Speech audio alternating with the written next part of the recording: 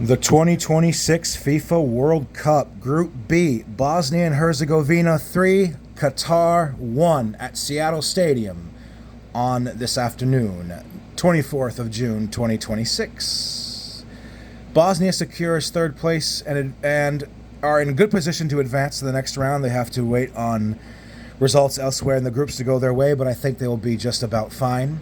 So first half. The game opens as a tight tactical chess match under unreasonably high temperatures in Seattle. However, following the early hydration break, we saw the European side, they took complete control of this game. So Bosnia, Karim Alabegovic, in the 29th minute, he breaks the deadlock with a piece of individual brilliance to put them ahead. And just 5 minutes later, veteran striker Edin Dzeko, he fires a diagonal shot with his right foot inside the box. The ball takes a little bit of a heavy deflection off Qatari defender Sultan Abrak, resulting in an own goal. And at this point, 35 minutes into the game, Bosnia are high-flying with a 2-0 lead, looking like they're going to run away with this match and get the Qataris out of this competition.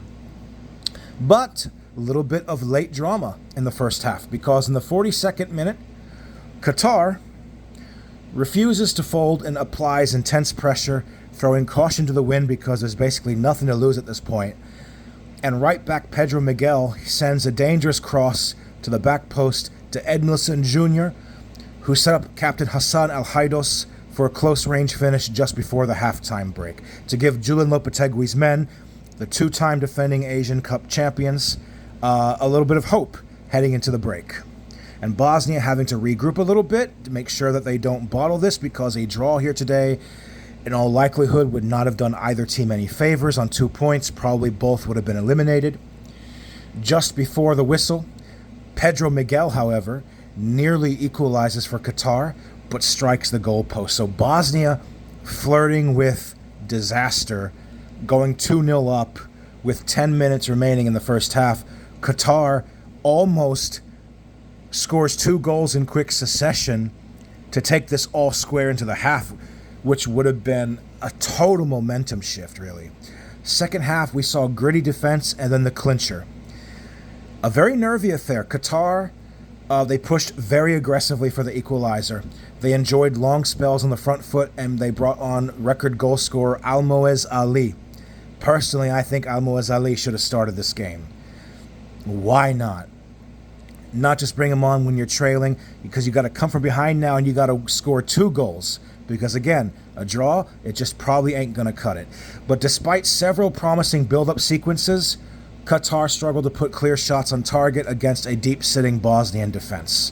And then in the 80th minute, the icing on the cake to let some of the anxiety out of the bag for the Balkans, we saw Ermin Mamic in the 80th minute. He puts the game to bed. I think he scored in the last game against Switzerland as well, pouncing on a loose ball inside the Qatari box and firing it in past goalkeeper Mahmoud Abunada to secure the victory. And with this win, Bosnia collects 4 points to finish third, and this is going to be a very dangerous team in the knockouts. They got the job done today. It wasn't stylish, but they got it done. And you have to give Alabegovic, Basic, a lot of credit, and funnily enough, even Radilic, special props for this game. I thought they did well, and in the eyes of many Bosnian fans, it's clear that Mamic maybe should even start the next game, because maybe he should be rewarded for becoming their all-time top scorer in the World Cup. Barbarez, he made the right choice with the back line on paper, as Dedic, Katic, and Muhamirovic. They should be rested and fit to play the next match, assuming that they make it. Barbarez, he gets a lot of criticism from Bosnia fans, but, you know, he got his tactics right today, and the setup as well. Some stuff that's worrying is that Qatar's goal, and when they hit the post in the first half, was the result of their players attacking the holder of the ball rather unstrategically.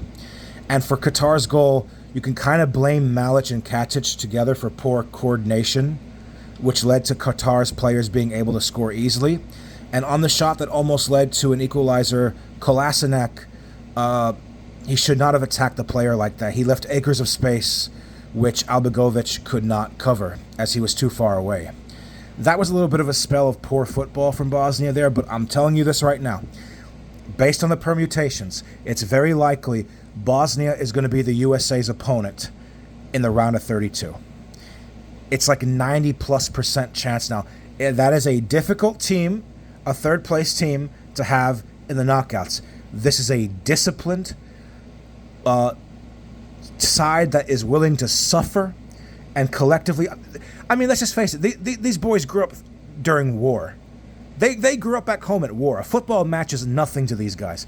So, USA has to be careful. This is the same Bosnia side that eliminated Italy in World Cup qualifiers, for God's sake. I would have preferred Qatar to win today, to be honest, to have that as that opponent in the next round. It could have been a lot worse for the U.S. We could have gotten Senegal. We could still get Senegal or Ecuador or even Uruguay or Austria or Algeria. But Bosnia is a solid team who have a lot of young talent, a lot of options off the bench to control, dictate, to quell the tempo of a game in case they're on the back foot. They're a seasoned, disciplined side that the USA will have to be ready for if we do, in fact, meet them. For Qatar, you did better in this World Cup than the last one. You got a point, which was historic. You got some goal scorers on the board. We'll see if Julian Lopetegui sticks around or if they decide to turn a page and look for new management.